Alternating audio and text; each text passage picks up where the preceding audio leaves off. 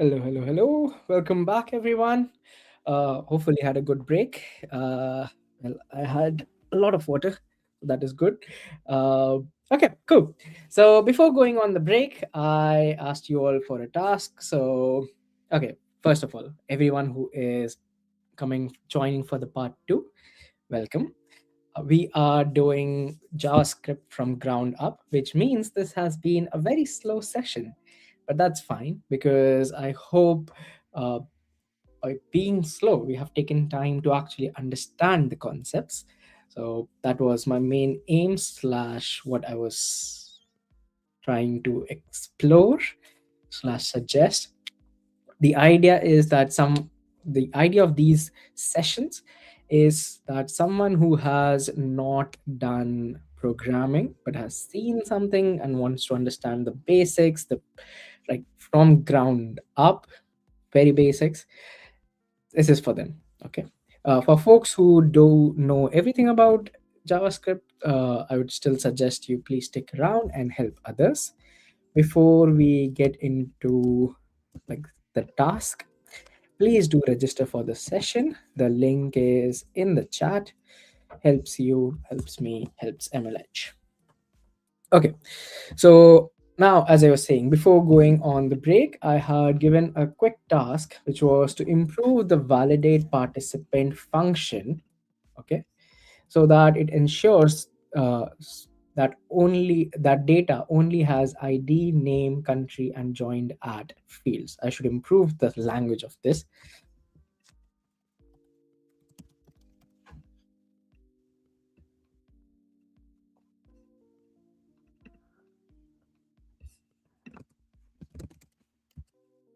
Okay, cool.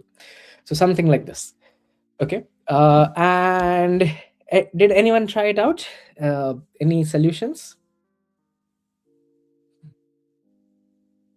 In my opinion, you cannot have any solution for it until you actually understand conditionals.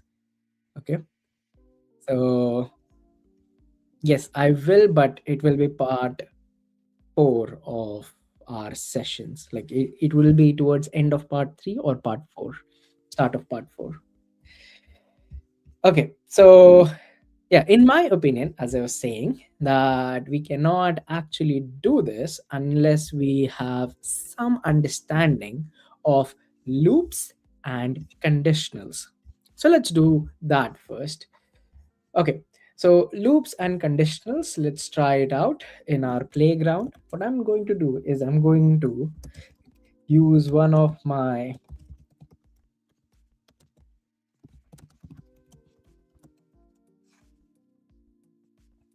not this one. Uh,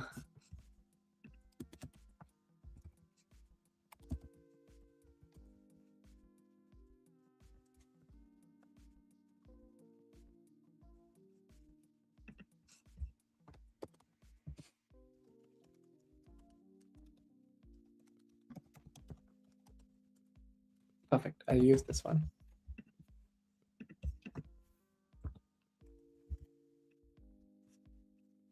Okay. So no errors will be thrown here. That is the only reason why. So there won't be any console errors or any issues whatsoever. Uh, what else did I want to check? I wanted to. Oh yeah, we were talking about conditionals. Okay, so conditionals, what are they? How they work, and what do they do? And as I was saying that the task could not have been completed unless you know conditional and also possibly looping. Okay, so because we need to ensure that it only has these fields, nothing additional, we need to do a conditional check on if the input has more than or less than these fields. Okay, yeah. Cool. So let's understand conditionals with some examples. So example, let's say if I have a variable score, which is like I scored like 45 points, for example. Now, if my score is greater than or equal to 50, okay, I get a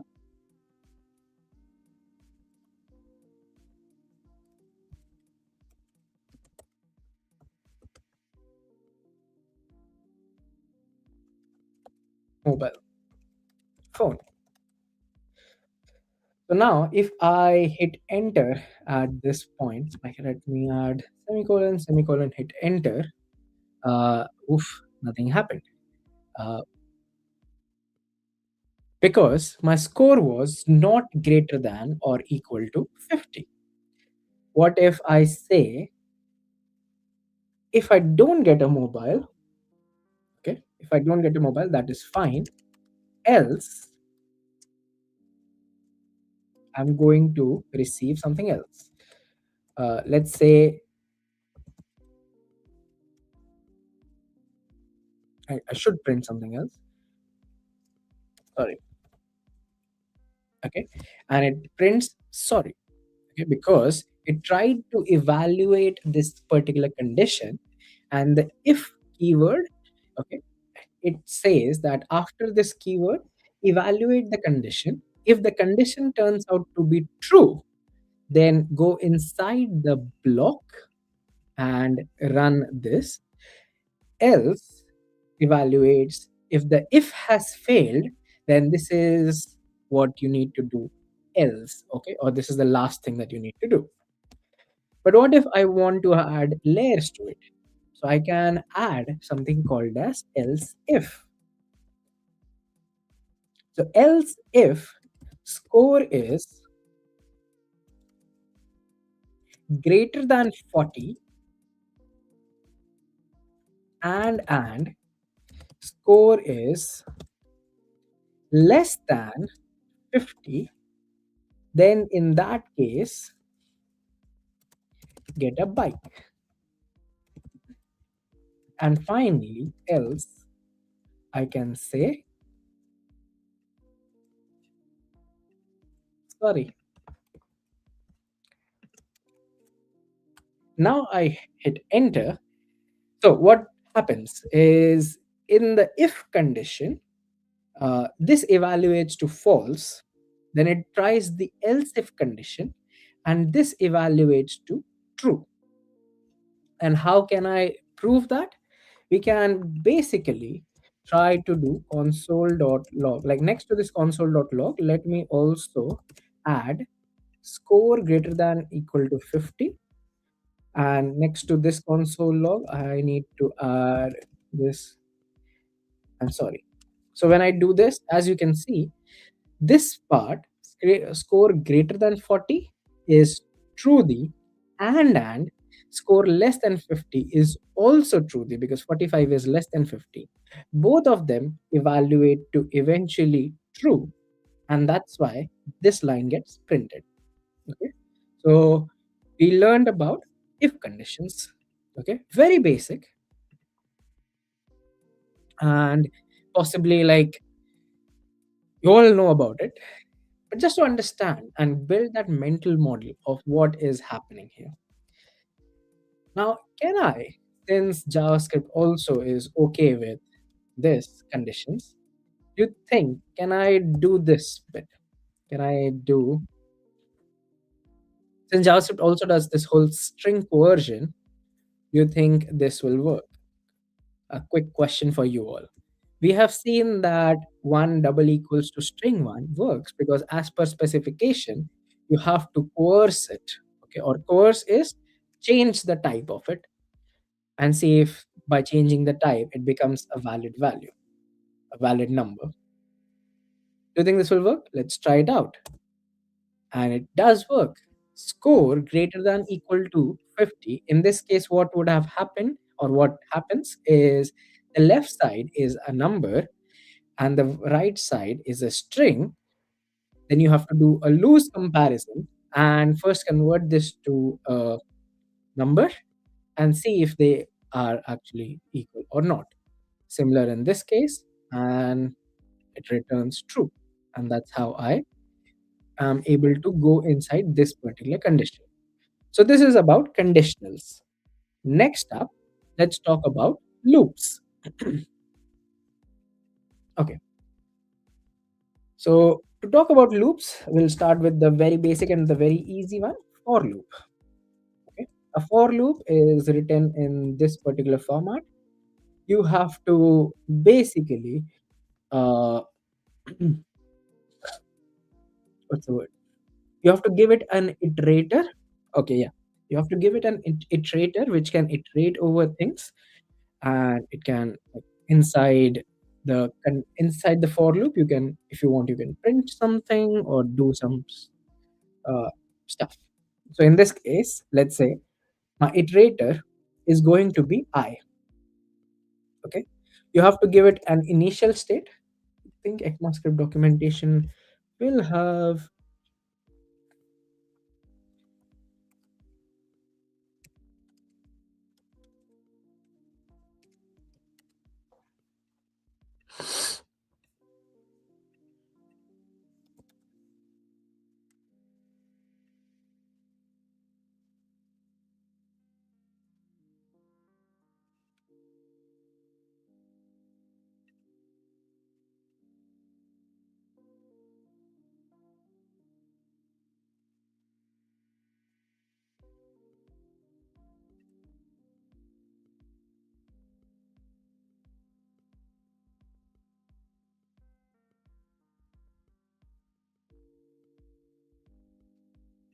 Yeah, there we go.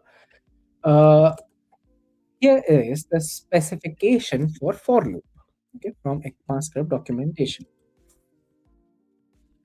uh, There we go. So for a for loop evaluation, it takes in three values.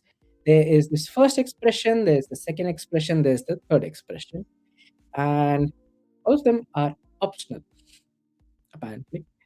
Uh, okay, if the first expression is present, then it needs to be like let expression ref be evaluation of the first function, or B, get the value of it. Okay, so it needs to evaluate if the first expression is present. If something is present here, in that case, you need to first evaluate or get its value. If the second is present, then that is the test. Okay, and that means this is where you would actually add some sort of condition. If the third is present, oops, if the third is present, let it be an increment. Okay, if it is present, then it is going to be something as called as an increment, which needs to increase in either positive direction or negative direction uh, when this particular thing runs, and it would finally return some sort of value. Okay, so for loop has three expressions. All three are optional. If the first one is present, you need to evaluate it, or you for the first expression, evaluate it and get some value. The second expression, then in that case, if it is present, then that is the test condition. And if the third is present, then it is an increment. An increment can be in either direction, positive or negative. And that's it. Uh, okay, and that you have to finally return some sort of value. Okay, so now let's use this specification to kind of run our code. So for I equals to 0, so this is the first, and there was semicolon, as you might remember here. So there's semicolon, semicolon. So two semicolons come into picture. Uh, Next, yeah, I have to evaluate. I will say I less than 50, and the third is going to be increment. So I'm going to say on every iteration, I should increment it. So I'm going to say I equals to I plus 1. So I take the value of I increment it by 1. Okay. And then I can say console.log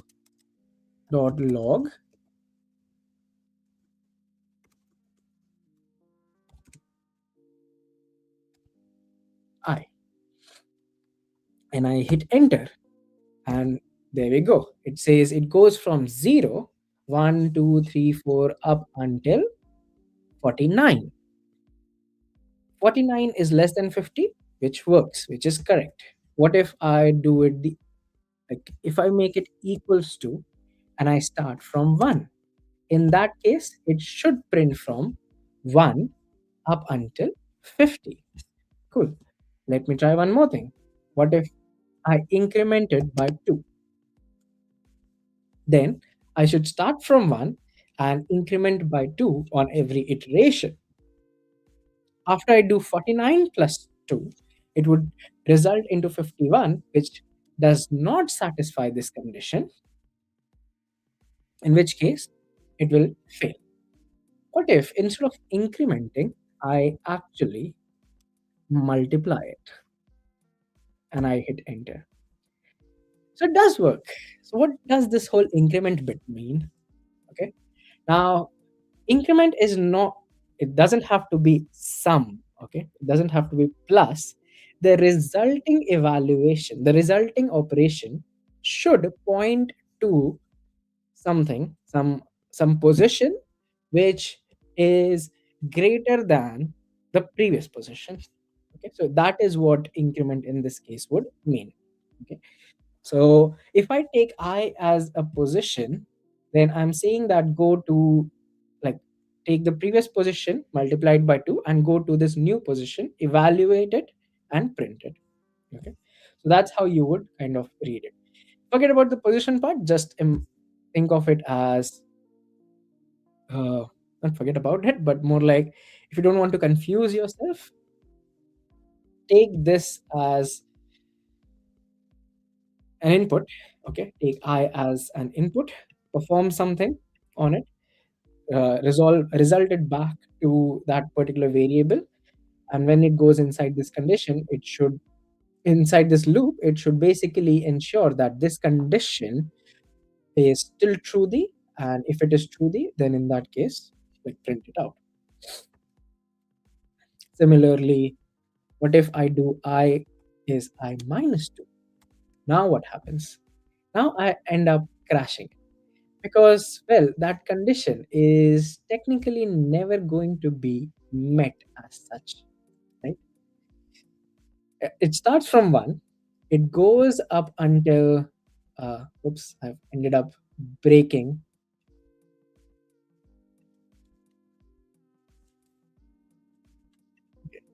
I've ended up breaking my my browser. But what happened there? If I say that on every iteration go to minus 2, the first condition has become false.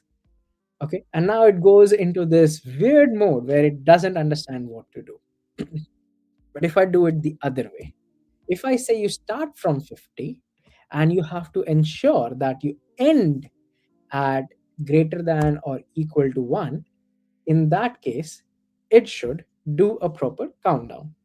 Okay, so now it starts from a bigger number, and every iteration it is incrementing the value, the position. Okay, it is incrementing the position of some sort of position, and it is checking that this condition is still met, and it is kind of uh, printing, like, going inside this, and then it's has calculated what is going to happen and printing it out.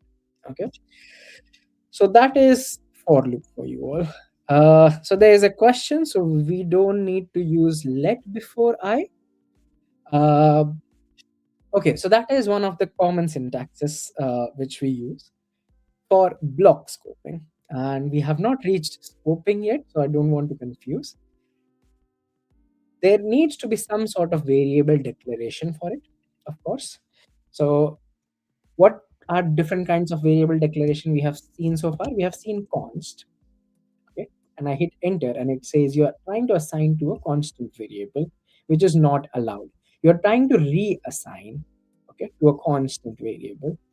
The other type of variable declaration is let, which is basically you assign it to a type of variable called a, the declaration is a type which can be changed again and again and again. and that is using let.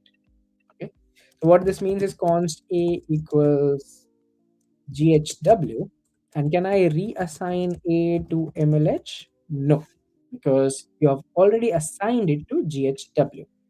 But if I do const a equals to sorry, not const a, if I do let a equals to GHW, oh, in this scope it has already been declared. So let a equals to GHW. Now, if I do a equals to MLH, the value of a is now MLH because I'm able to reassign the value of this variable.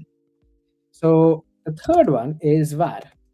So var a equals, or let me clear all this, reload. Var a equals GHW, a equals MLH. Now a becomes MLH. So var works similar to let, but you should not use it because it is a problem.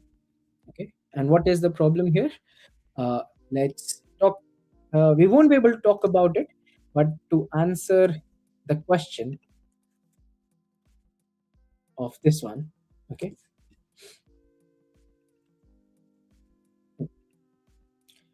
So what happens if I do this versus what happens if I do?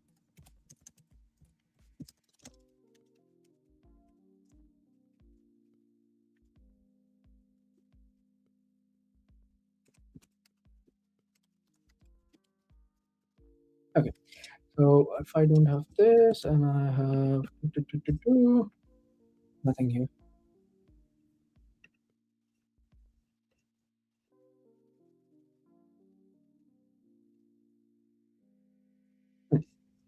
And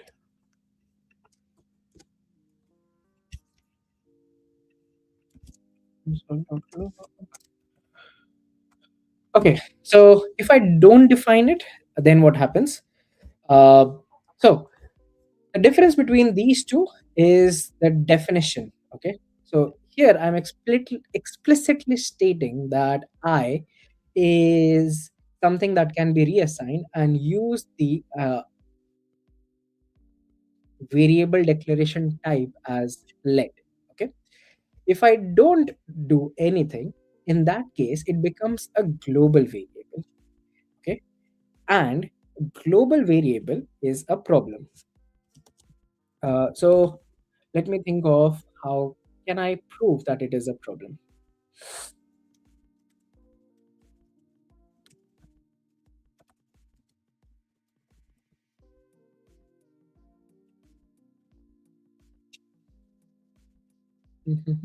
Okay, let's try this.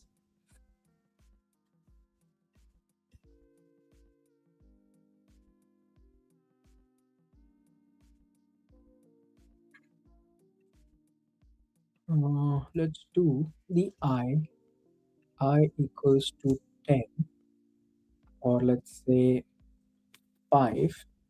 Starts from 5, subtract 2, and perfect. Now, uh, what if inside this I do I equals to I plus 1, and I also do console.log of I. Okay, so inside the for loop, I've defined let I equals to 5, or let's make it 10. Okay, I greater than or equal to 1. So this has to run up until that point where I is equal to 1. Okay, has to be either greater than 1 or equal to 1. It cannot be less than 1. And on every iteration, I'm subtracting 2. But at the same time, inside the loop, once I print it, I am also incrementing it by 1. Okay, subtracting 2, incrementing it 1. So this is I minus 2, and this is after I plus 1. And now let's hit enter. Okay, and now if I try to just console.log I, okay, this is what I am ending up with. Okay, let's take a look. I minus 2 is going to be like initial run goes to 10, then increments it 11, then again in the next run decrements it 9 plus this minus this, and finally we have reached a point where it minus 2 plus 1 minus 2 plus 1 minus 2 plus 1, and somehow we would reach the point. Oh, this is why it's a problem, I think. Let me make it j. J, j, j, j, j, j, j, j, j, j. And console.log j. Perfect. Okay. Yeah, that was a problem before, but now let's think from j perspective. So j minus 2 plus 1. So 10, 11, 9, 10, 8, 9, 7, 8, 6, 7, 5, 6, 4, 5, 3, 4, and then 2, 3, then 3, 1, and 1, 2. And then when it finally, after the end of this loop, when it finally reaches out this console.log of j, it says j is not defined. Okay. So this has failed because j is being used outside of this for loop. Now, let's do the same thing, but instead of let j, let me make it k, and I don't give it a definition type. So k and k and k minus 2 and k plus 1 and k plus 1, and I also do k here. I need to do k here as well and k here as well. Okay, so I've not defined the variable declaration type. Now what is going to happen?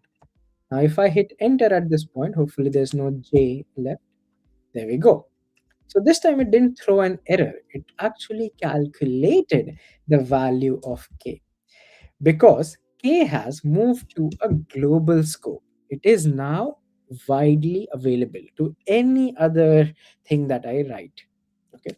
So any if condition that I write, uh, any variable value that I want to calculate, if I use the same variable, I am like it will be available for use, or slash its value will be available. So you are polluting something called as a global scope. And when you pollute global scope, you end up with issues because you may use the same variable in two different functions or two different files. And by using a global variable, you will cause bugs which you would not really understand because you'll be like, what? I did not make this change. Why is this happening? Because it happened somewhere else in some other file. Okay. So that is why it is not a good idea. Okay. So to answer this question, no, it is not a good idea in JavaScript to use it without explicitly declaring what type of variable it is. Okay. So hopefully that answers it with some practical examples. Okay. So the practical example I hope has made sense with respect to, okay, this is what happens. Cool. And okay, any other questions so far? So we have done for loops, we have done if conditions, we have done else conditions. I don't think anything is kind of left. Let me see. Okay. Yes. Good. Good. Good. Good. Good. Good so far. Any questions, anyone?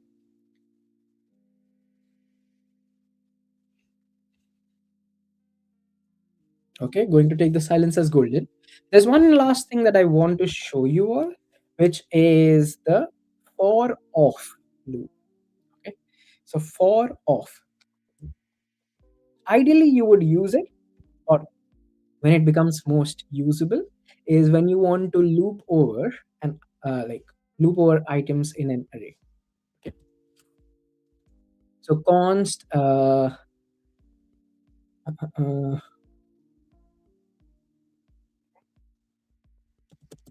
family members equals uh,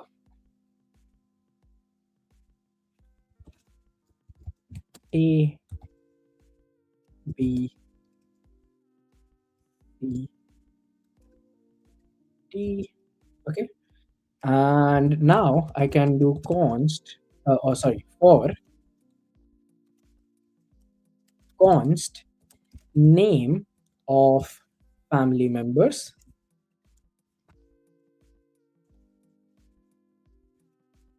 I want to console.log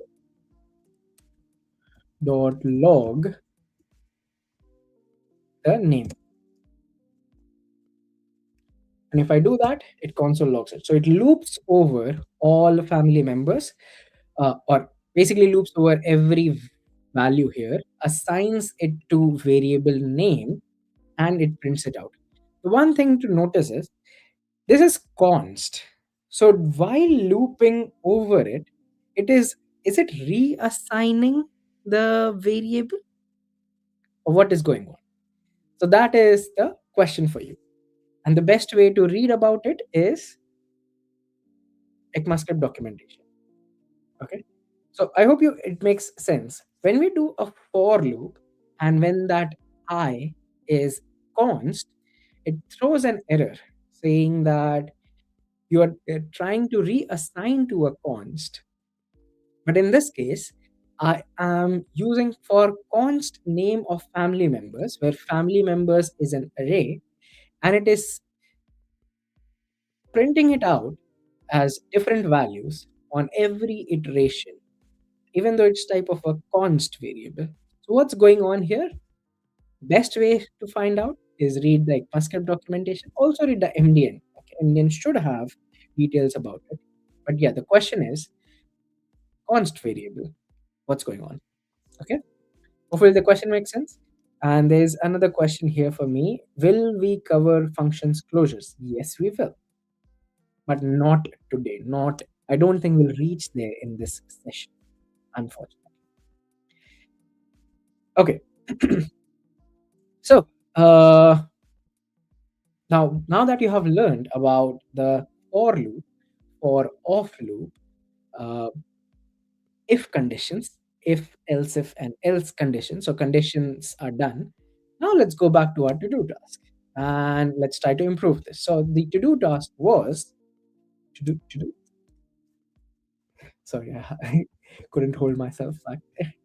So we had to improve this validate participant, and we want to ensure that it only has ID, name, country, and joined at fields, nothing additional. So what we can do is we can create an array of allowed fields, right? And we can say the allowed fields are ID, name, country, and joined at. So these are the allowed fields. Next up is what fields does this participant value have? So participant object fields is how do I get all the keys of this particular object? So to do that, now this time I'm going to prefer MDN because here it makes it easier for me to search for object.keys.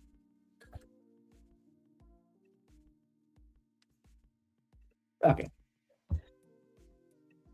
So here are the details.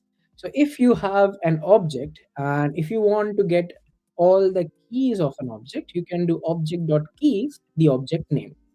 Okay. So that gives you all the keys.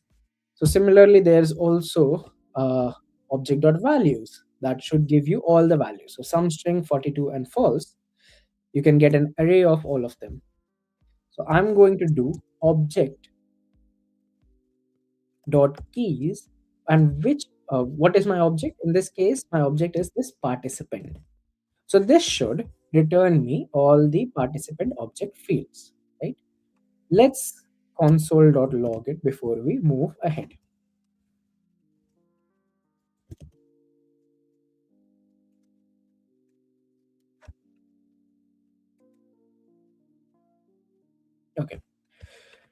Copy. And if you're wondering why do I keep going here, because then even you can try it out. Okay. So if I hit enter, participant object fields has these four things. Okay.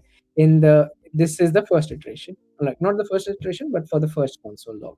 For the second console log, it has only two fields. For the third console log, it has one, two, three, four, five fields. Okay. So object dot keys of that particular object variable gives me all the fields. Next up, now that I have all the participant fields, I have my own list of allowed fields. Can I do something to ensure that only these fields end up in my uh, like final? Okay. So yes, we can. Of course, we can. Right. Multiple ways to reach this point. Like iterate from here. Multiple ways to do it from this point onwards. Uh, let's see. What if you use the for off loop? Right. So what if you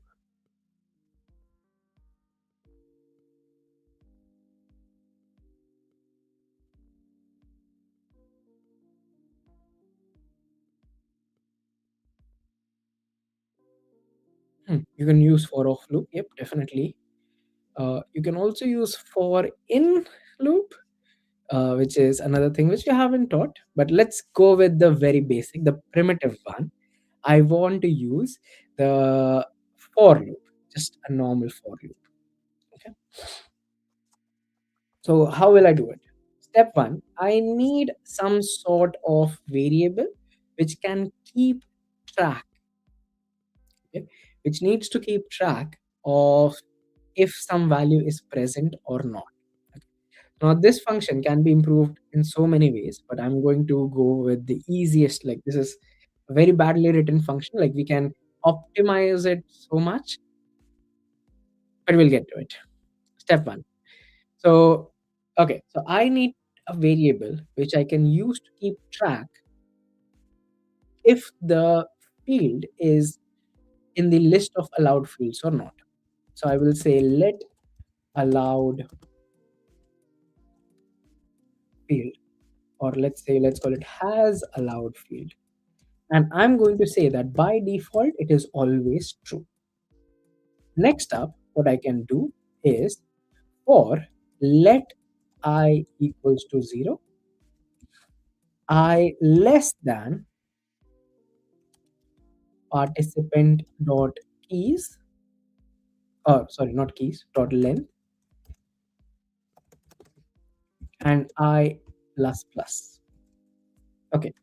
So first one is the initializer, then you have up until what point, and then you have the increment. But this what point, this is something that we might not have seen yet. So you can basically check the length of an array by doing part like array dot length. Okay. In this case, array is this participants. Uh, what about object? Object dot length is not a thing. So if I have my ID test, I do dot length on it, that shouldn't work. Okay. So this is wrong. I need my participant object fields. Yes. Okay. This is what I would need. Because this is going to be an array, and array has a length property. Okay. Now that I have all like my array, what do I need to do? I need to like let's go into const key equals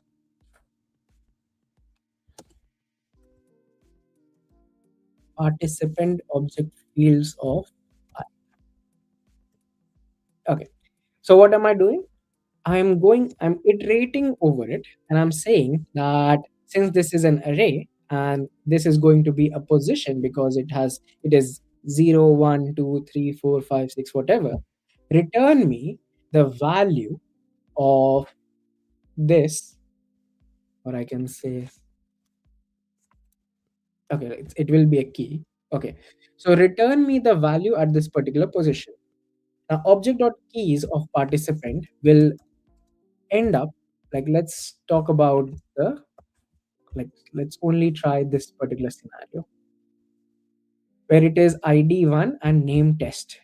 Okay, in this case, it would end up being an array of ID, comma, name, right? What will be the length?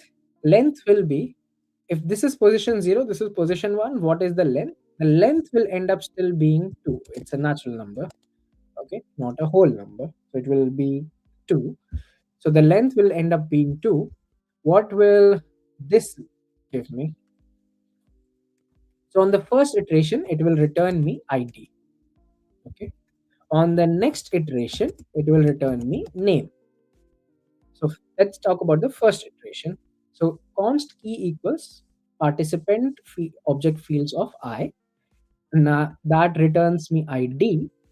And now if I have ID, I need to check if the allowed fields has this dot includes this particular key.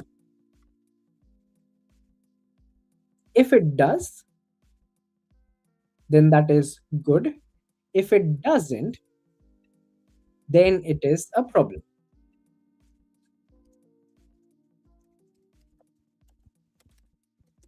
right? And I'm trying to find includes documentation.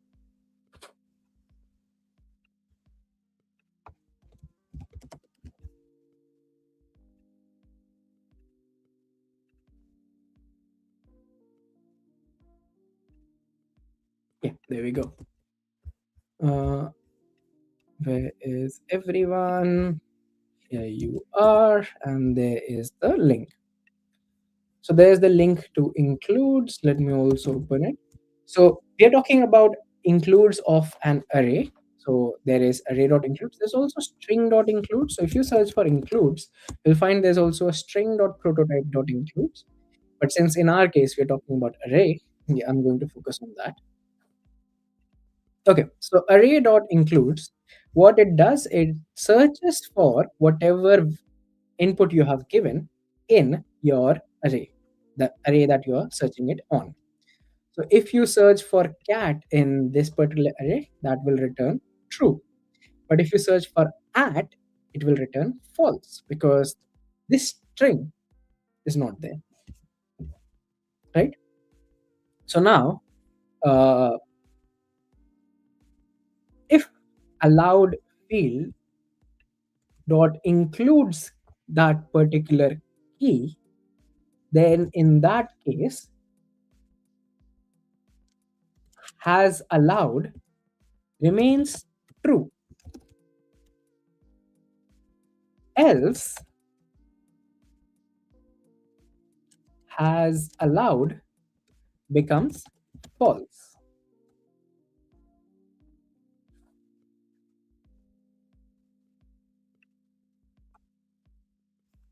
And as soon as it becomes false, I want to break out of this conditional, okay, and also break out of this particular loop. So if you want to do that, if you want to break out of a loop, you have a keyword called as break. Let me find documentation for that as well.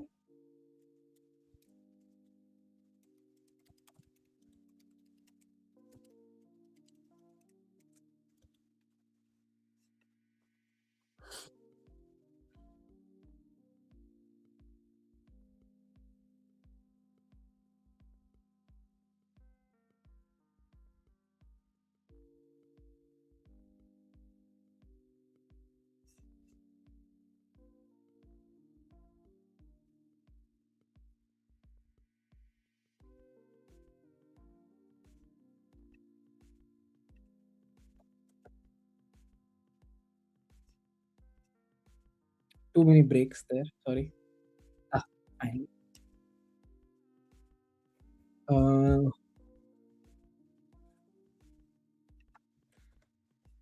there you go. So a break. A break statement terminates the current loop or switch statements. Okay, we have not talked about switch, but it can terminate the current loop. Okay, so there's an example here using while loop, and inside the if condition, as soon as uh, this becomes exactly equal to 3, then break out of the while loop. Okay.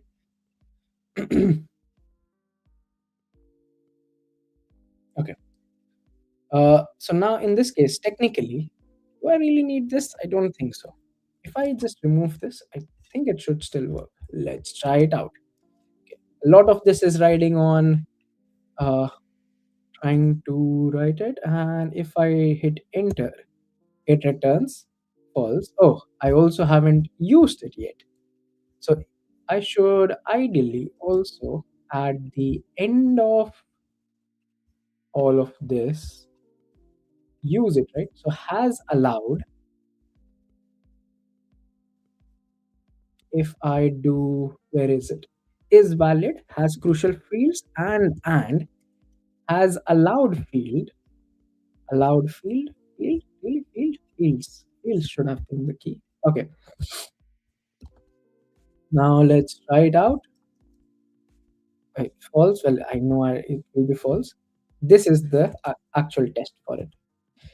So in this case, it has all the allowed fields and an additional active since. So let's see. Should it return? It should return false. Let's try it out. And it returned false. Perfect. If I remove the active since, returns true. Perfect. Okay. So the function works. If I did make one change, like has allowed should remain true, kind of. And let me also uncomment these ones.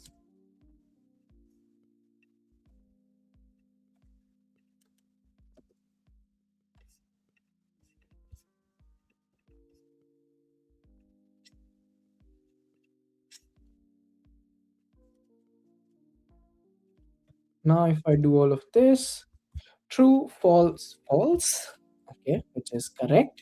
If I remove the active since from here, true, false, true, because now it has all the required fields, no extra fields. Perfect. Any questions, anyone?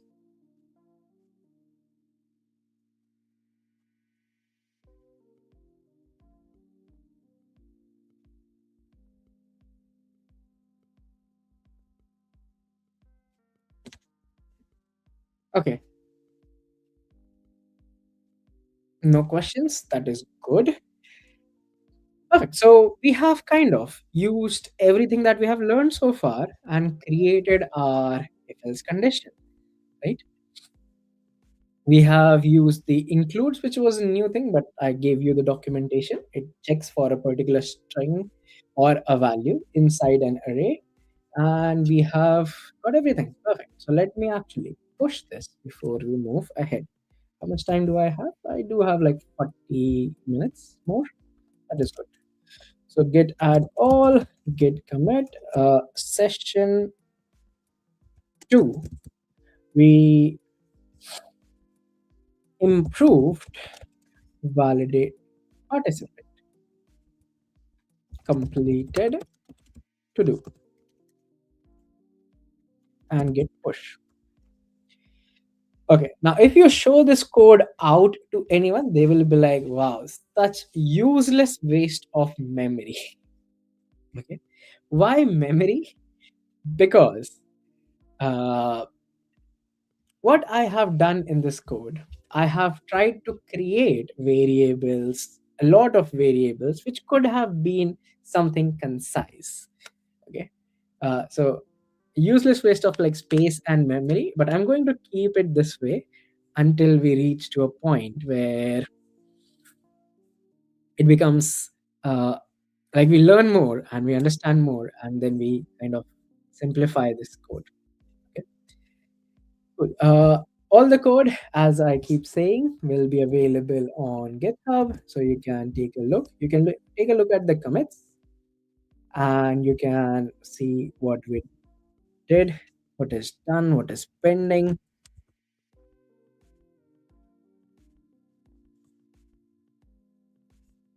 Oh, there is a question and there's a compliment. Sorry, I did not see the messages initially. So thank you for the compliment. And there is the question. Okay. So is it difficult or is it easy? I think that is the major question. And first, again, thank you for the compliment. The question, I would say, even I don't know much. I am still learning. When I was preparing for this session, like there's one thing that I learned, like which I did not know because I never used it before, is you can have a positive zero, you can have a negative zero. A positive zero is equals to negative zero. This is math. Like in math, we have learned that yeah, plus and minus on a zero don't matter. But you can do 1 divided by positive zero. And if you try to compare it by 1 divided by negative zero, that is false, which is interesting because why? So simply because they end up in like resulting into two different things. So 1 divided by positive 0 gives infinity, or you can say plus infinity, but 1 divided by negative 0 gives minus infinity. And positive infinity and negative infinity are not equal. What if I want to do a loose comparison? Do you think that would be equal? No. Even loose comparison, it says that positive infinity, negative infinity, not equal. Okay. So this I learned when I was preparing for this session. So do I know a lot to say that is it easy or difficult to learn this? When I don't know a lot. And the only way to learn it is if you keep on doing something slash building something, using it day to day is when you will kind of understand it better, which is what I'm trying to develop with this, like these 4 sessions. Develop the idea of learning it and implementing it. Okay. So at this point, most of the things that we learn has is something that like most of the things that we learned, we used it in implementation.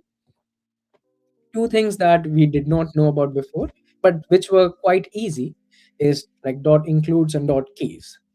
Okay, so we implemented what we learned, and now you will always remember it. You'll remember that null returns object, which is a bug, but it is for historical reasons, like it's been there, no one is changing it. Okay, or no one's going to change because that can break up so many things, like so many systems possibly. Good. Okay, so yeah, that's my 2 cents slash my philosophy. Keep on building something and then you learn as you go along, and you are absolutely welcome. Okay, moving on. The next bit. So the next bit that I want to focus on is array methods. Okay. So one of the array methods that we have already seen is includes. Now I want to improve, like not improve, introduce some more array methods. Okay.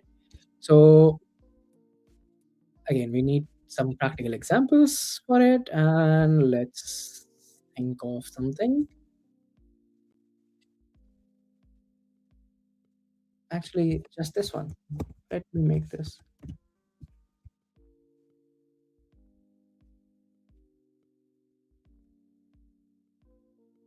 Okay, perfect. So events. Okay, so I have an events array, and I want to get the title of this.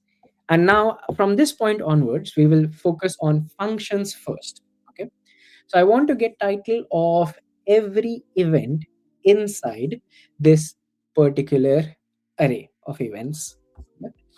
So let's try and write it out. So function, when you use the function keyword, then you have to give a name. So we will say get event titles. Okay. It needs to take an input. It needs to take events as an input. Okay. Why does it need to take an input? Like events is defined right here. Then why does this need it as an input? Technically, it doesn't need it as an input here because it's defined in the same file. The problem is, what if this data is coming from a separate file? What if this data is coming from some remote location? Like, you are fetching this data, for example. Or what if you want to make this function reusable? Okay, reusable from the perspective that regardless of what it is called, or let's say get titles, okay, if provided any sort of input, however big or small, it needs, if it has the dot title as a key inside the data, it should be able to return me that. Okay, so you want to make your functions reusable, which is why it's a good idea that whatever you want to change should be passed in as an input. Okay, so get titles. Now, what I want to do is I want to create an array of all the titles. So I'm going to say array of titles, which initially is empty. Okay, there I don't know any titles right now. But now we have learned about for loop. So let's do for loop for I, or let I equals to 0. We start from 0th position. I is less than events dot length. Okay, so events will be an array and less than its length, uh, and I plus plus. Okay? Every iteration we increment. Now the first thing that I want to tell you about is one of the array methods is push. Okay, so push allows you to add some data into an existing array. So I have titles array and I want to push some data inside this. Now, which data do I want to push? I am looping over this events array, right? And by using square bracket I know I will get the position, like the value at each of these positions. So at 0th position, at first position, at second position, I would get all of that. And what will this return me? Actually, let's, before we push into the details, let's actually see what it will look like. So I'm going to do a console dot log of events of I.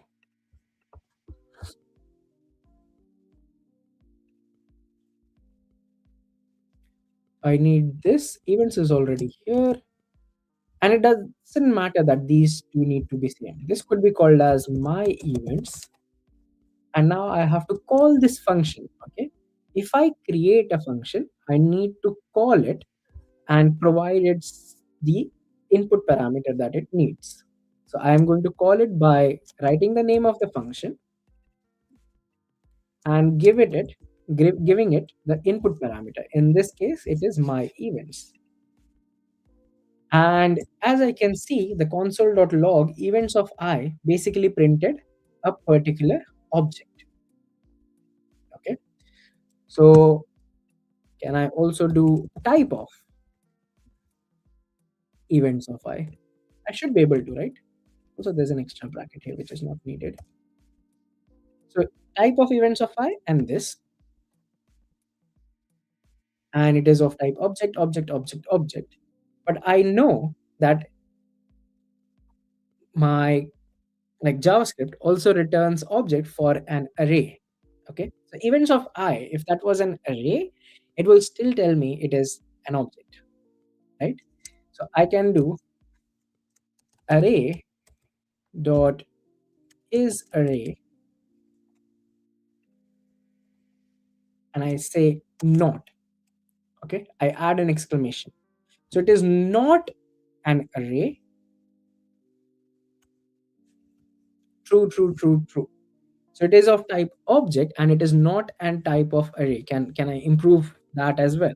So if I say the type of events of I is triple equal to object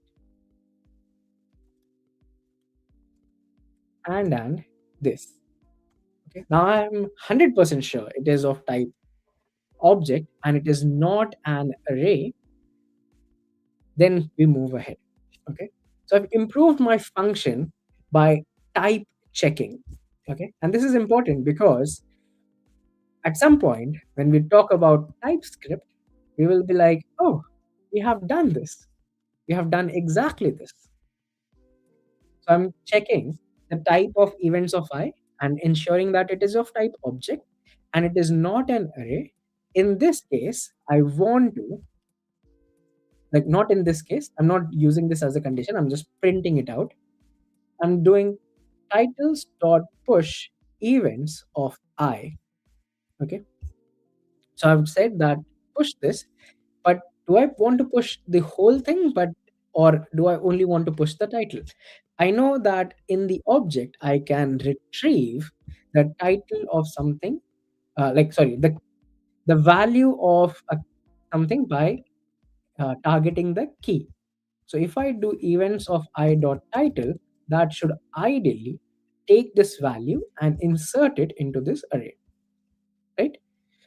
And finally, outside of this loop, I will return titles. And I have to return it outside of the loop. Why? Because if I return it inside the loop, okay, let's try it out. So I take this, clear all my events, and hit enter. Now take this, hit enter. It only returned the first one and just came out of the array. But I want to return it after everything in the loop has been done. So think of the return as kind of a break statement. Okay. So if you add a return inside the loop itself, it will only run once.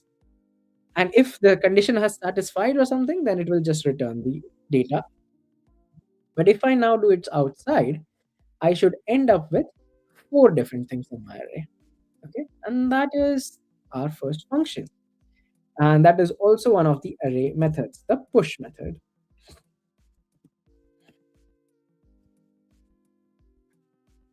Okay. So now let me also push this data. We call it events, otherwise it will be annoyed.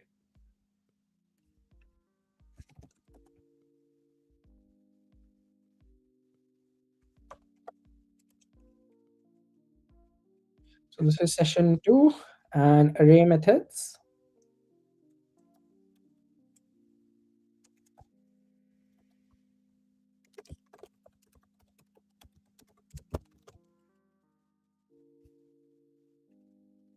Okay.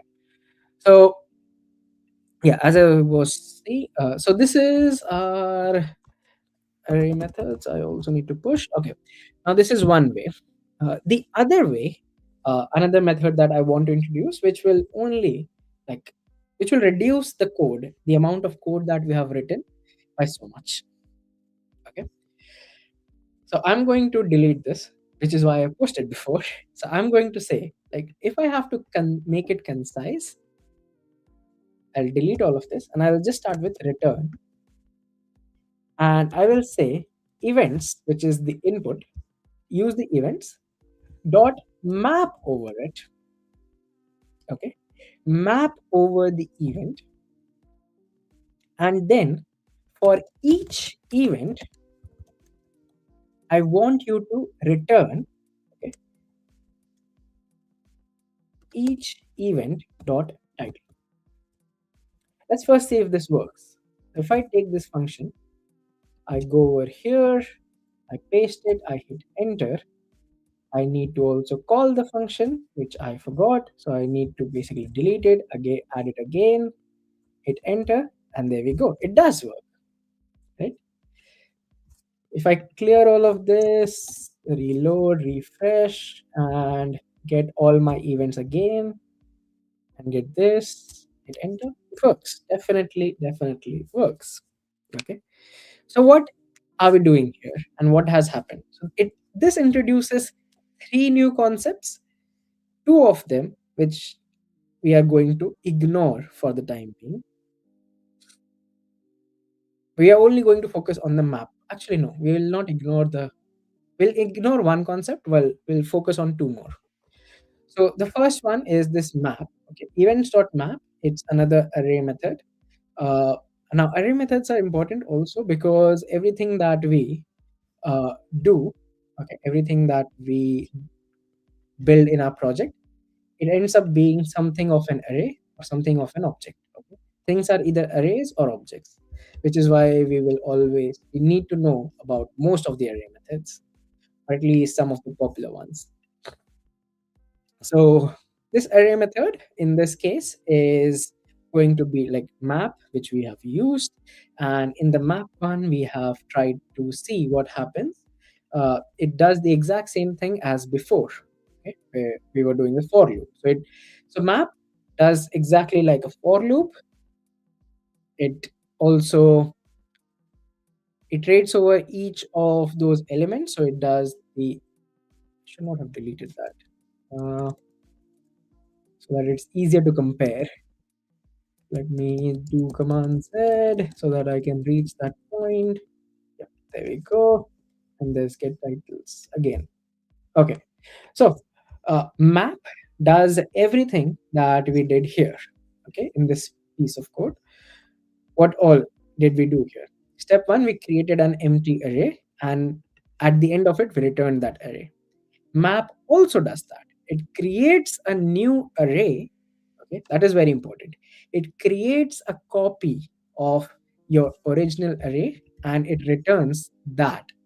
Okay, so map exactly always creates a copy of whatever data you have given it, or it returns a new array. Just think of it as that from that perspective. Okay, then our for loop where we do iteration, all of that is handled inside map itself. Okay, so map has defined that you need to have an iterator where you start from position 0 of the array, go up until the end of the array position. Okay, you have to map over or loop over up until end. So that is also taken care of by map. So this line is done, and then finally we are left with this push part where we push the details into the array, and that is taken care of by this particular line. Okay, so this push and this return, both of these, so return outside the for loop and the push inside the for loop in the array, both of them are taken care of by this particular bit. How and what is it doing? So each event dot title is exactly this thing. Okay, at that particular position, use the title. But uh, what is very interesting is this return bit. So the return is happening because of this particular arrow. Okay? This equals to greater than symbol looks like an arrow. That is why the return is happening properly. And this is also called as implicit return. Okay, implicit return. And what does this exactly do? It is basically saying that in one line, I want you to return exactly all, like the title for every event that is in this array, in this events array. If I make add a curly bracket around it, okay, and now if I try to run this function, so I go my events, I run this function, it says oh, my events. it says the wrong error there. And this goes to my events. It returns undefined, undefined, undefined, undefined. This is interesting. All I did was added curly bracket. But if I do return inside here, okay, so let me change the code again a bit, and I basically add a return keyword here. Now it returns me the proper value. So now the question is, what is the difference between this bit and this bit? Like adding this extra return inside curly brackets, what has that done for us? Okay, so the reason, or like the explanation, is that here there's a return keyword which is telling it that loop over everything and return me the title of each, like for each event return me the title. But by using curly brackets, you have said that I want this thing to do an explicit return. Okay, and this is where it becomes a function, and in the function you have to explicitly define a return. So this arrow keyword, it is a function, and when you use curly brackets after the arrow keyword, you say that I want this, like this part of the code should return explicitly using the return keyword. If it doesn't, then this evaluates to not there. Like this did not return anything, so it's not there. Since there's nothing there or there's undefined, this particular return says, I know map returns an array, but the internal bit did not return anything. It returned undefined, so it's missing. Okay, remember, undefined means missing. So something is missing from the response of this. So my map is full of undefined, undefined, undefined, and it is four times because my events was had four things in the array. Okay, but now when I explicitly add the return keyword, then it says that, okay, let's evaluate this. Anything inside, like after the arrow inside the curly bracket, needs to return me something. It is returning me title of each event, which gets passed to the map, and map is like, oh yeah, I know it's an array. I have received a value for every time it has gone to go and get the title. So here's an array of filled with four titles. Okay. So we learned about the arrow. We learned as soon as you add curly brackets, you need to have an explicit return. But if you don't have that curly bracket, you don't really care about it, because what you are saying is it will implicitly, this is like, I want you to return this. Okay. I'm not going to write the keyword return. Just need to understand slash assume that this is the thing that I want to return. And this is called as implicit return. And this plays an important part because this arrow function, okay, this arrow function is nothing but asking that the next, like this whole thing becomes a function. Okay, yeah, not arrow function. This arrow syntax basically says that what you are creating essentially is a function. So one way to create a function is using the function keyword. The other way to create a function is by using something like this. So const each event, arrow, curly brackets,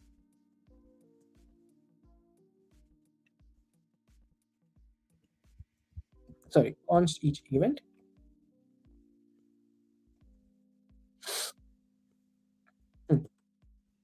equals to, then curly brackets, arrow,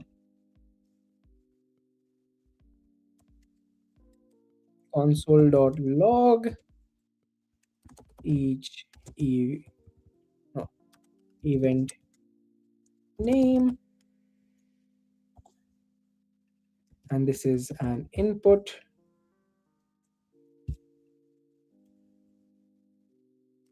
and each event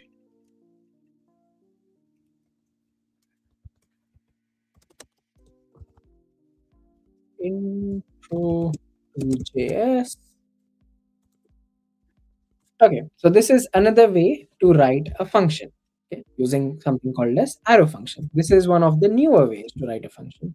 The equivalent is going to be using the function keyword and then removing this bit, and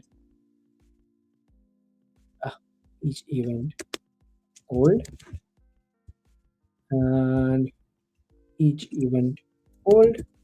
Yeah, there we go. To remove any sort of errors, let's see each event old versus each if how reload each event old, each event, and each event old versus each event. Okay, so two ways to declare a function. One is using the function keyword, which is something that we have been using already, and I used function again. Wow, so smart. Function. Okay, and now I need the const. Perfect. Ah, I need to reload again.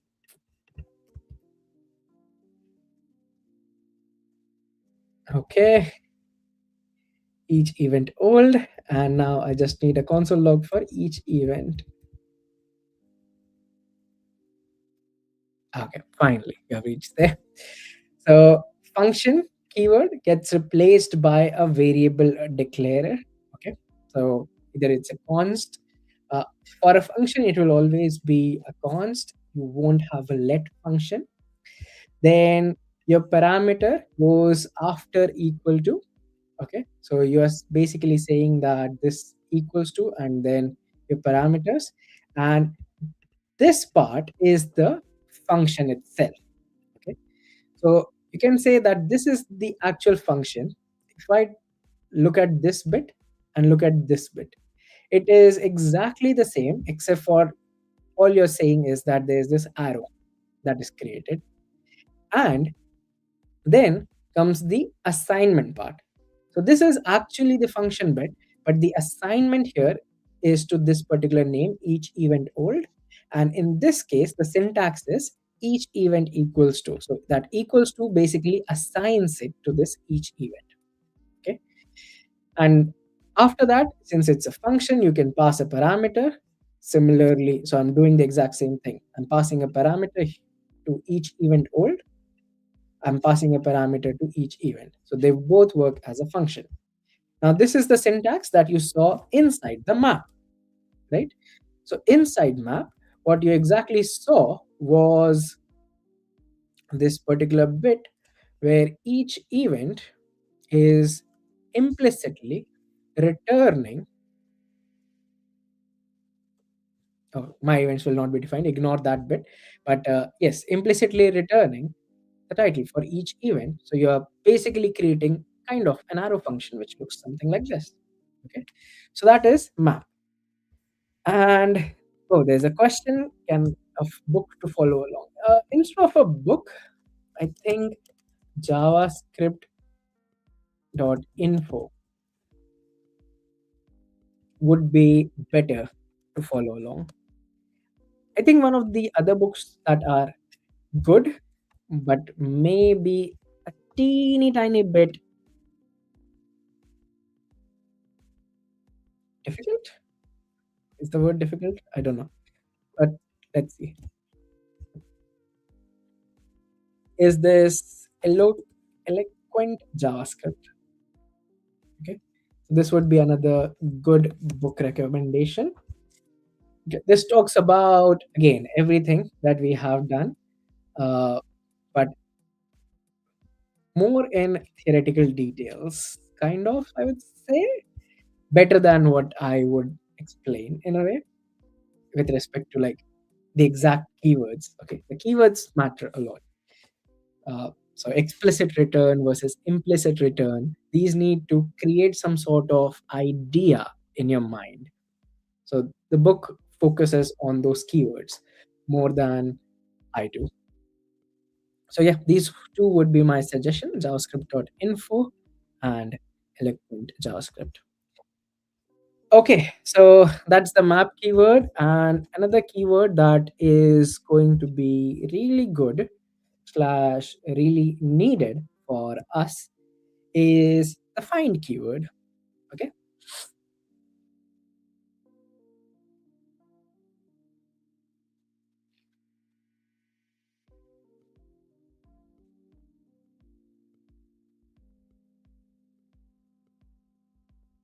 Actually, no. Before that, we need to first talk about the for each loop.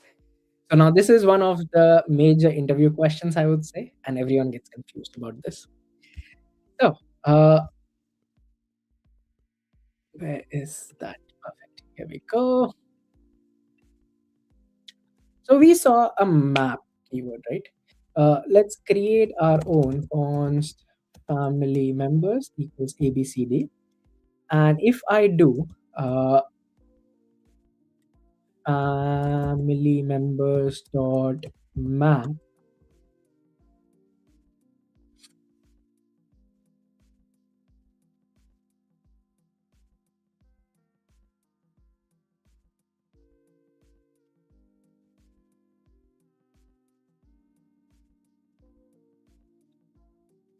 each member,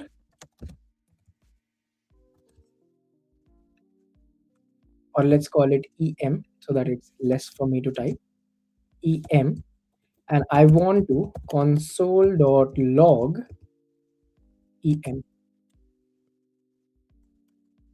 Okay. So it console logs it, but the return of it is an array full of undefined because there's nothing returned from here. So instead of console log, if I do a return here, okay, return EM, in that case, it should return me an, oh, not return, sorry, I'm not using brackets, so EM. So if I just do EM, so it is going to return me an array of everything, like all my family members, kind of, right? So family members dot map EM returns EM, or implicit returns here EM. Now, map loops over an array. Something else that loops over an array is for each. So if I do family members dot for each, okay, again EM, and I'm going to say just console dot log EM, and I'm going to wrap it in curly brackets. And the reason why is because I don't want to return anything yet. So console.log em, that should again loop over all of them and uh, print whatever is inside. If I remove this curly brackets, what happens? It does the exact same thing.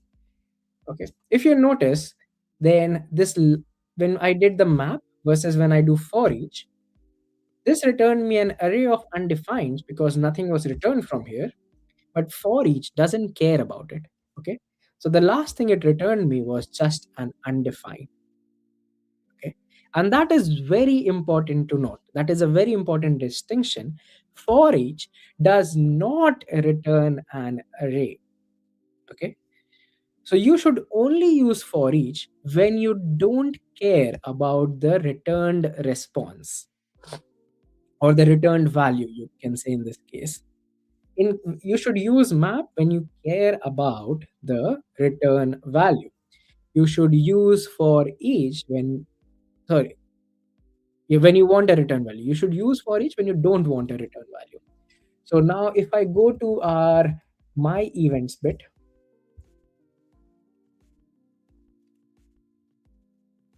and if I do exactly what I did with do, do, do, do,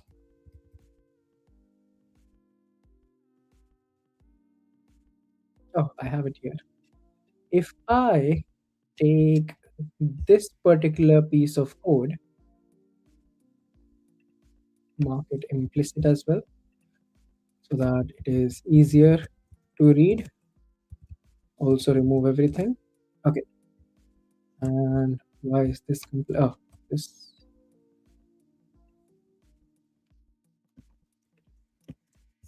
So I take this piece of code and I say events.map over all of them and return me the titles works. But if I change this to for each, okay, it is going to return undefined because it doesn't return anything.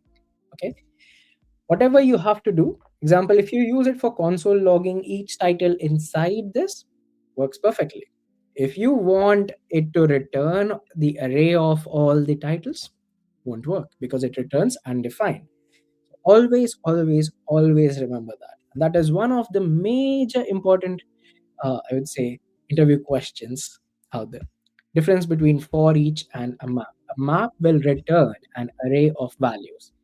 If you have written it wrong, then it will return an array of undefined, sure. But for each will always return an undefined, not an array of titles, for, in this case, for example. So, why would we use this? Example, we have all these participants, we have events, we have registrations, and I want to send, uh, we have this, we have badges, we have,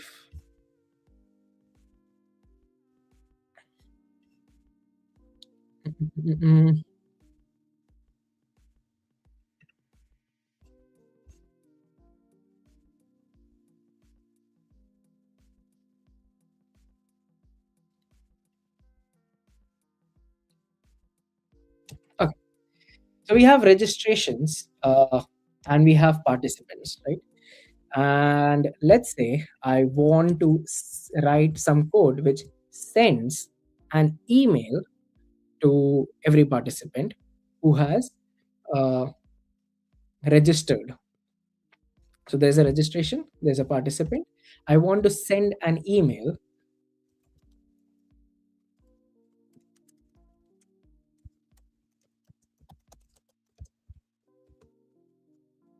send email confirmation to all the participants that have registered for the event. So in this case, I will need two inputs. I will need the registrations. I will need the participants. Okay, these are the two arrays that I will need. And now, uh, do I care about an array response? Not really in this case. All I care about is that it sends an email to them. Okay, so I can, in this case, use a for each. And once the email is sent, I can do a console log there. Okay. So, example, if I say registrations dot each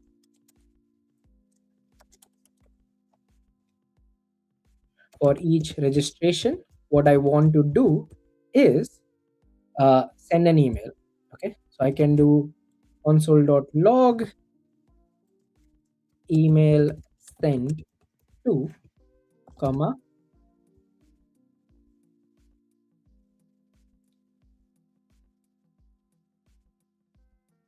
Oh, also I need to find the participants, right? So I need to also another thing that now we'll get introduced to, I want to loop over all the registrations, and then I need to find all the participants. So I need one participant at a time, participant, and for that I need to loop over all the participants, and I need to do a find. Okay, a find allows me to find an element in an array, you can say.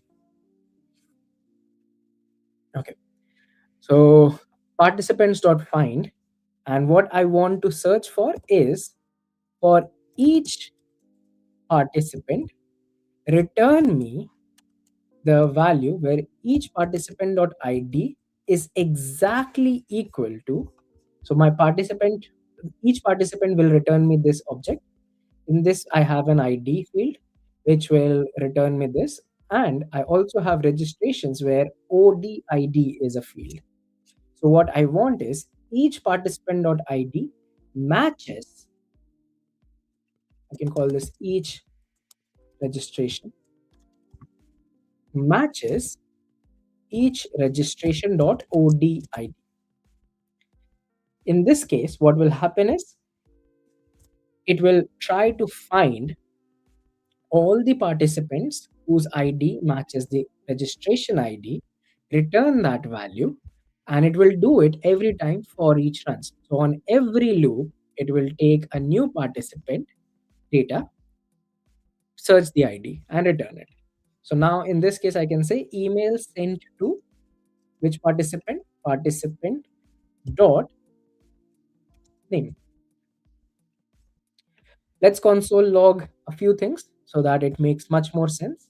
So I'm going to console log each, not each participant, sorry. I want to console log each of this registration ID. I also want to console log each of the participation ID. So what I can do is I can, if I have, if I don't do implicit return, that is fine.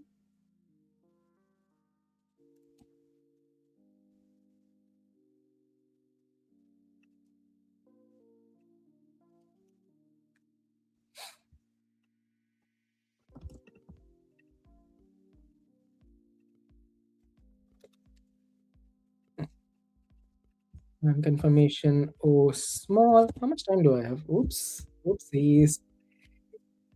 Send email confirmation and it needs registrations, comma, participants. Registrations, comma, participants. And now I am going to copy over all my data.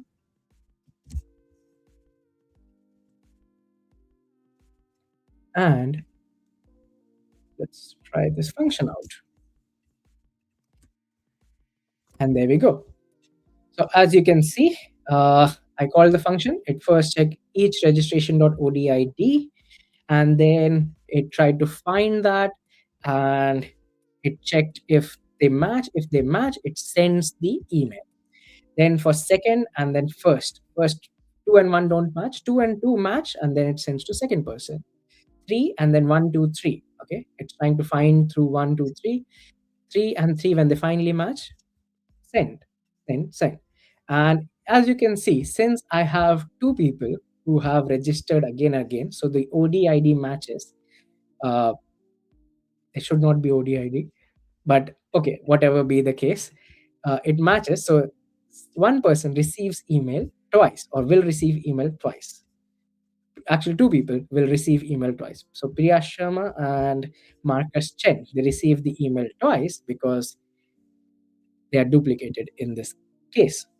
Okay, so we can improve this again by ensuring that if the email has already been sent to this person, do not send it again, right?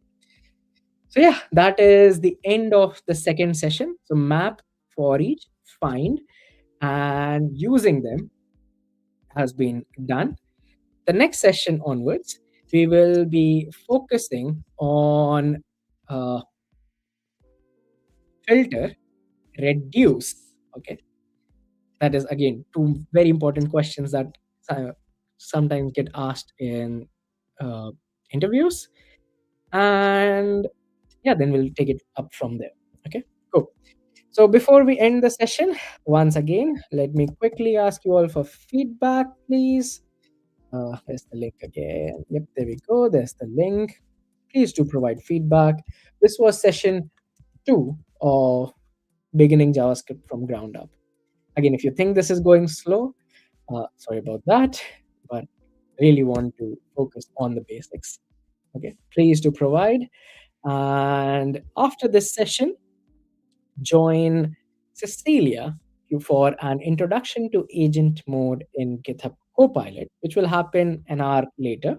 So you have an hour break in between, and then you can join Cecilia for intro to agent mode in GitHub Copilot, where you'll learn about agent mode, and you can use the agent mode to learn more about JavaScript. Cecilia will talk more about it. Okay. Any questions, anyone, before we end this session?